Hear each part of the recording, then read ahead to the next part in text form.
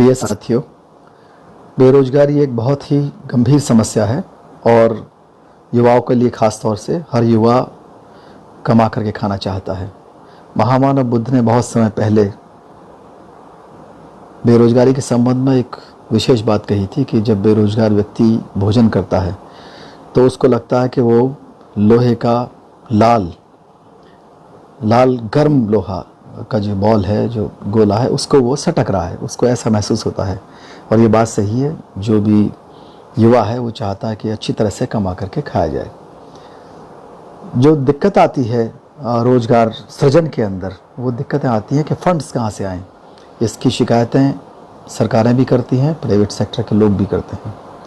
बाबा साहब डॉक्टर अम्बेडकर ने कहा कि जो फंड्स हैं सरकार के पास, उसका बहुत बड़ा साधन है कि रिच जो हैं, जो अमीर हैं, उनके ऊपर अधिक से अधिक टैक्स लगे और जो गरीब हैं उन पर कम टैक्स लगे।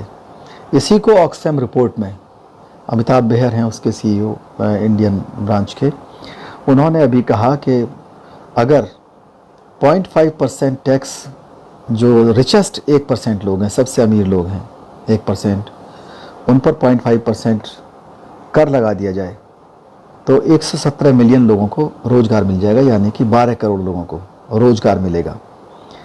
जो 1% रिचेस्ट हैं, सबसे अमीर लोग, उनके पास जो इनकम है वो जो 70% बॉटम के लोग हैं, नीचे के लोग, उन 70% लोगों की इनकम से, वेल्थ से 4 गुना ज़्यादा है। यानी कि उनके पास राष्ट्रीय इनकम की 40% वेल्थ है, वो उनके पास है। अगर उनके पास, उनके ऊपर 0.5% टैक्स लगा दिया जाए तो निश्चित रूप से इतना बड़ा रोज़गार सृजन होगा 12 करोड़ का। और हम तो चाहते हैं कि उन पर 1% लगे, 1% लोगों पर, 1% सबसे अमीर लोगों पर 1% टैक्स। उसका नाम रोज़गार सृजन कर भी लगा सकते हैं, रोज़गार सृजन योगदान भी कर सकते हैं उनका। और इसमें जितने भी दर्शन हैं, जितने भी रिलीजन्स हैं, इसमें कोई कल्चर्स हैं, इनमें किसी को कोई शिकायत नहीं होगी। अगर इतने जॉब आते हैं, 1% लोगों पर अगर 1% कर लगा दिया गया तो हमें 24 करोड़ लोगों को रोज़गार मिलेगा, जो इस पूरी समस्या का हल हो जाएगा। कोई फंड्स की कमी नहीं रहेगी। उसके अनुसार हम रोज़गार सृजन के लिए स्किल ट्रेनिंग सेंटर्स भी खोल सकते हैं, वोकेशनल ट्रेनिंग सेंटर्स को भी चला सकते हैं, और लोगों को जो एनहेंसमेंट है, कौशल विकास है, उसको भी कर सकते हैं। दिक्कत आती है कि प्राइवेट सेक्टर का जो रोल है उसको कैसे हो। प्राइवेट सेक्टर के लोग, वो जो यूनिट्स हैं, अगर वो यूनिट्स इस बात के लिए तैयार हैं कि वो SC, ST, OBC, माइनॉरिटी को, महिलाओं को और जितने भी वीकर सेक्शंस के लोग हैं, उनको सबको रोज़गार देते हैं उनकी संख्या के अनुसार, तो उनको 1%, 2% या 5% तक उनके जो कर हैं उसमें माफ़ी मिलनी चाहिए। तो एक अट्रैक्शन होगा, एक इन्विटेशन होगा उनको कि वो लोग गरीबों का साथ दें और जो अनएम्प्लॉयड लोग हैं उनका साथ दें और रोज़गार सृजन करें। तो ये एक बहुत अच्छी प्लानिंग होगी और प्राइवेट सेक्टर का योगदान इसमें मिलेगा। जो हमारा सरप्लस का पैसा है, गरीब आदमी के पास जो पैसा आता है, वो सरप्लस का पैसा भी काफ़ी रोज़गार सृजन में काम आ सकता है। लेकिन होता क्या है, गरीब आदमी, पिछड़ा आदमी, वीकर सेक्शंस का आदमी उस सरप्लस को, अगर वो कमा के रखता भी है, उस सरप्लस को शादी में खर्च कर देगा, दहेज में देकर ही खर्च कर देगा, या परंपराओं पे खर्च कर देगा, और वो पैसा ख़त्म हो जाता है। वो सोचता है बस इसका यूज़ यहीं तक है। जबकि हमको अवेयरनेस फैलानी चाहिए कि वो इस पैसे को जो उन्होंने बचा के रखा है, वो शादी ब्याह में खर्च ना करके, परंपराओं में खर्च ना करके, इस पैसे को अपने बच्चों के रोज़गार सृजन के लिए इस पैसे को खर्च करें।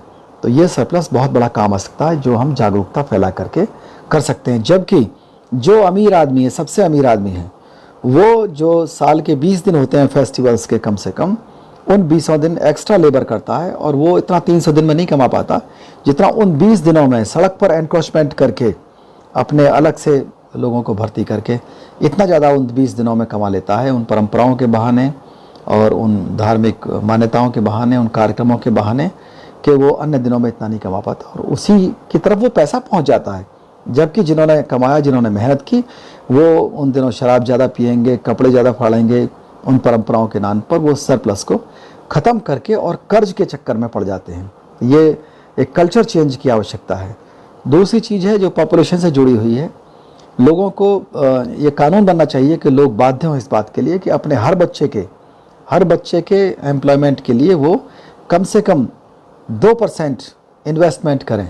अगर बच्चा एक है तो उसके लिए 2%, दो है तो दोनों के लिए 2%, ताकि वो जब 21 साल के हों या 18 साल के हों, जब उनकी एम्प्लॉयबल एज हो, जब उन्हें नौकरी की आवश्यकता होती है, तो वो अमाउंट उनको मदद करे, चाहे वो दुकान खरीदने में मदद करे, चाहे वो बड़ी पढ़ाई करने में मदद करे, किसी ना किसी तरह से वो एक अच्छा अमाउंट हो सकता है जो पेरेंट्स की तरफ से अपने बच्चों के लिए होगा।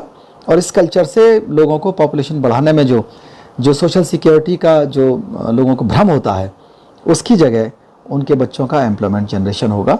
और ये एक बहुत अच्छी परंपरा है, लेकिन इसमें सिर्फ जागरूकता की आवश्यकता है कि एक कानून के द्वारा चाइल्ड केयर इन्वेस्टमेंट अनिवार्य किया जाए हर बच्चे के लिए 2%। इससे बहुत बड़ा बदलाव आएगा। और सरकार के द्वारा भी फ्री स्किल एनहेंसमेंट सेंटर्स खोले जाएं, फ्री स्किल ट्रेनिंग सेंटर्स खोले जाएं, जो हमारी एजुकेशन है वोकेशनल एजुकेशन से उसको जोड़ा जाए। हमारे जो ग्रेजुएशन के यूनिवर्सिटीज़ हैं या डिग्री कॉलेज हैं, वो अगर सिर्फ पढ़ा रही हैं और कोई वोकेशनल एजुकेशन नहीं दे रही हैं, तो निश्चित रूप से ये एक अन्याय है।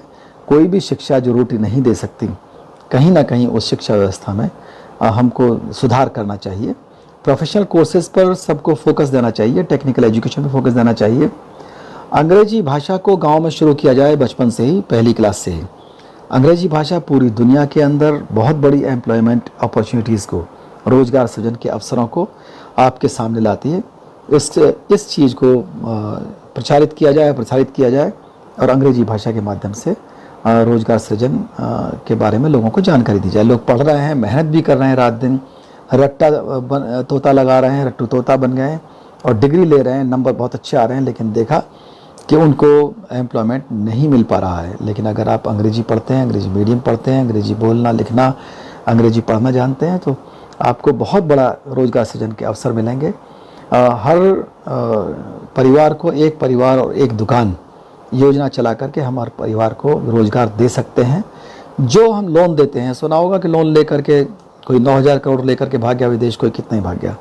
अगर हम लोन को रोज़गार सृजन से जोड़ दें कि बड़ा लोन उसी को मिलेगा जिसके यहाँ रोज़गार सृजन होगा। अगर उसने अपनी एम्प्लॉयमेंट जनरेशन कैपेसिटी बनाई है, उसकी क्षमता बढ़ाई है, तब तो उसको लोन दिया जाए बड़ा, तब तो फ़ायदा है। वरना अगर वो एम्प्लॉयमेंट जनरेशन नहीं कर पाता है तो उसका लोन बढ़ा देना, इससे कोई राष्ट्र का या समाज का कोई फ़ायदा नहीं होता। साइंटिफिक टेम्परामेंट बढ़ाने की भी ज़रूरत है। लोग अंधविश्वासों पर खर्च करते हैं, अंधविश्वासों पर चलते हैं, उससे बहुत बड़ा नुकसान होता है। लोग बाहर नहीं निकल पाते, लोग सोचते हैं बाहर सेंस ऑफ इनसिक्योरिटी होगी, लोग उन्हें हेल्प नहीं करेंगे, ये बहुत बड़ी दिक्कतें आती हैं। इंश्योरेंस में, मेडिकल इंश्योरेंस में और सोशल सिक्योरिटी में लोगों को इन्वेस्टमेंट करना आना चाहिए। और निश्चित रूप से ये जो पर्याप्त एम्प्लॉयमेंट अपॉर्चुनिटीज़ हैं उनको उन्हें पैदा करेगा। हमारी जो रिलीजियस डोनेशंस हैं, जिसमें करोड़ों रुपए रोज़ जाता है, उसमें डोनेशन देते वक्त ही 50% तक उस पर कर लगना चाहिए, जिसको उन्हीं संस्थाओं, उन्हीं रिलीजियस सेंटर्स की तरफ से चलाए जाने वाले स्कूलों में, चलाए जाने वाले हेल्थ के प्रोग्राम्स में और चलाए जाने वाले एम्प्लॉयमेंट जनरेशन में खर्च किया जाए। तो निश्चित रूप से ये एक बाध्यकारी कानून बहुत अच्छा होगा रोज़गार सृजन के लिए। और लोगों को भले ही उनकी आस्था रहे, लेकिन आस्था के साथ साथ जो रोज़गार है, जो रोटी है, उसकी बात भी हो। अगर वो रोटी से हमने किसी चीज़ को नहीं जोड़ा तो निश्चित रूप से कहीं ना कहीं हम अपने आप को, अपने देश को गरीब बनाने की तरफ बढ़ रहे हैं। वर्ल्ड बैंक के चेयरमैन ने थोड़े दिनों पहले कहा था, जिम योंग किंग ने, कि हमने अगर भारत देश के अंदर जाति को ख़त्म नहीं किया तो ये बहुत बड़ा बैरियर है, जिसकी वजह से गरीबी है, अनएम्प्लॉयमेंट है। हमको जो वीमेन लेबर है, अनपेड लेबर, जैसे हाउस वाइफ्स हैं, काम करती हैं पुरुषों से ज़्यादा, लेकिन उनको हम कोई ये नहीं मान के चलते कि वो एम्प्लॉयड हैं, उनको भी पेड लेबर माना जाना चाहिए, पेड वर्कर उनको माना चाहिए, पेड मैनेजर माना जाना चाहिए उन महिलाओं को। और निश्चित रूप से उससे उनको एक ट्रेनिंग मिलेगी और उन्हें और अधिक कमाने की ट्रेनिंग मिलेगी। जब मियाँ बीवी दोनों कमाएंगे तो निश्चित रूप से कहीं ना कहीं रोज़गार सृजन का एक प्रशिक्षण मिलेगा, उनकी अगली पीढ़ी को भी मिलेगा।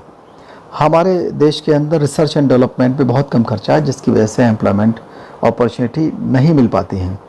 इन्फोसिस के को फाउंडर नारायण स्वामी ने कहा था कि हमने 60 साल में एक भी ऐसी खोज नहीं की, एक भी ऐसा आविष्कार नहीं किया जो पूरे दुनिया के अंदर हाउस होल्ड डिबेट बन सके, चर्चा का विषय बन सके।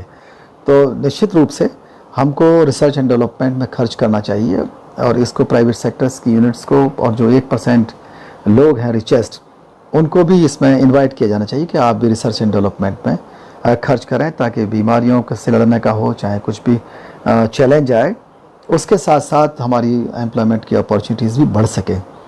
एक तरफ हम ये रोना रोते हैं कि हमारे कामों में बहुत ज़्यादा देश के अंदर पेंडेंसी है। एक तरफ कहेंगे हम अशिक्षा को दूर नहीं कर पाए। अगर अशिक्षा को दूर नहीं कर पाए तो टीचर्स भर्ती करिए। एक तरफ कहेंगे हम हेल्थ को ठीक नहीं कर पाए। अगर हेल्थ को ठीक नहीं कर पाए तो डॉक्टर्स भर्ती करिए, मेडिकल फ्रेटर्निटी बढ़ाइए। अगर आप कहते हैं कि हम न्याय पूरा नहीं दे पाए, पेंडेंसी है न्याय में, तो आप जजों की संख्या बढ़ाइए, आप वकीलों की संख्या बढ़ाइए, दीजिए एजुकेशन लोगों को लाके। तो जो पेंडेंसी है वो चाहे न्याय के क्षेत्र में हो, चाहे साक्षरता के क्षेत्र में हो, चाहे हेल्थ के क्षेत्र में हो, उस पेंडेंसी को हम आराम से हल कर सकते हैं अगर हमने उसको एम्प्लॉयमेंट जनरेशन से जोड़ दिया। सिर्फ यही है कि जो पहल करनी है वो इस देश के 1% लोगों को पहल करनी है। अगर वो आगे आएंगे या फिर उनको आगे आने के लिए बाध्य किया जाए, जैसा कि ऑक्सफैम रिपोर्ट में कहा है अमिताभ बेहर ने कि इस संबंध में सरकारें बहुत अच्छा निर्णय नहीं ले पा रही हैं कि उनको बाध्य करें कि वो 0.5% या 1% टैक्स दें, और वही सॉल्यूशन है। वहीं से हमको फंड जनरेटर होगा और अनएम्प्लॉयमेंट की जो समस्या है ऐसे देश में जहां 60 करोड़ से ऊपर युवा हों और मेहनतकश लोग हों, अच्छे हों, ईमानदार हों, वहाँ अनएम्प्लॉयमेंट का कोई भी जगह नहीं बचेगी। बस यही है कि एक मजबूत इरादे के साथ कानून बना जाए 1% लोगों पर, जो सबसे अमीर हैं 1% कर। बहुत बहुत धन्यवाद।